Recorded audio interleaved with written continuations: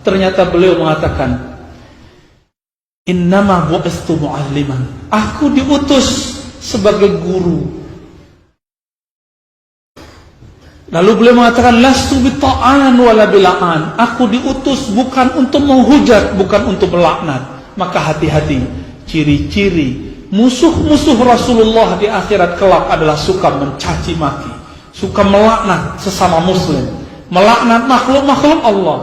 Bayangkan, suatu kali Nabi SAW berkunut. Kunutnya bernama kunut nazilah. Kunut nazilah adalah kunut di saat terjadi bencana, baik bencana militer, bencana ekonomi, ataupun bencana wabah. Nabi SAW berdoa, Allahumma al'an Zakwan wa Ra'ad, ya Allah, binasakan, laknatlah, hancurkan si Zakwan dan Ra'ad. Kenapa? Karena mereka ini telah membunuh para hufaz, para penghafal Quran. Turun perintah dari Allah, hei Muhammad, engkau tidak layak untuk melaknat mereka. Siapa tahu mereka nanti masuk Islam. Maka semenjak saat itu dihapuslah kunut nazilah dengan menyebut nama orang, nama kelompok. Maka Bapak salamakan Allah, kita masih boleh berkunut dengan melaknat, tapi khusus melaknat itu dengan kalimat umum. Allahumma la'anil kuffar, ya Allah, laknatlah orang-orang kafir. Itu boleh, tapi tidak boleh menyebut Allahumma la'an Donald Trump, tidak boleh. Allahumma la'an Jokowi, itu tidak boleh. Tidak boleh, haram hukumnya. Kenapa? Siapa tahu Donald Trump menjadi mujahid fisabilillah. Siapa tahu Jokowi nanti jadi wali Allah. Siapa tahu kemudian orang-orang yang kita caci selama ini kemudian menjadi orang-orang yang mencintai Allah melebihi kita semua. Bapak salamakallahu Allah. Ini penting sekali, karena hari ini banyak sekali yang berdiri di atas mimbar tapi sudah menyalahi akhlak-akhlak Rasulullah yang rahmatan lil alamin. Kita boleh berbeda. Bukankah Aisyah berbeda dengan Ali? Aisyah menantang Ali, Ali menantang Muawiyah. Begitulah orang kalau berbicara politik, jangankan kita yang kotor-kotor ini, sahabat Rasulullah yang dijamin surga pun mereka perang.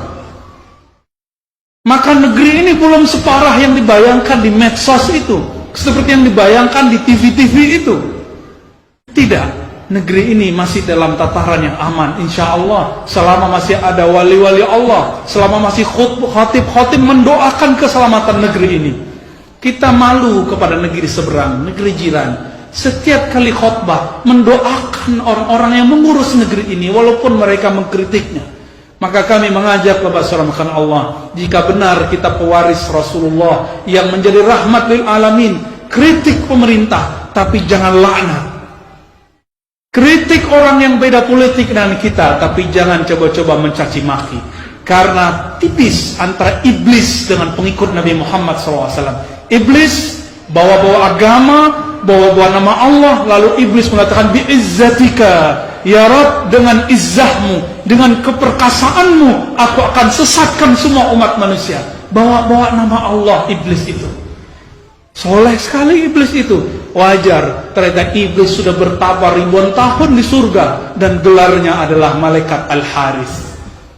Disebut dalam bahasa Ibrani malaikat Azazil. Meskipun malaikatnya bukan malaikat yang dari nur, tapi dari nar.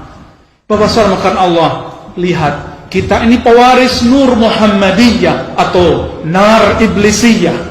Pewaris cahaya Nabi Muhammad yang menerangi umat, atau yang bikin pusing umat.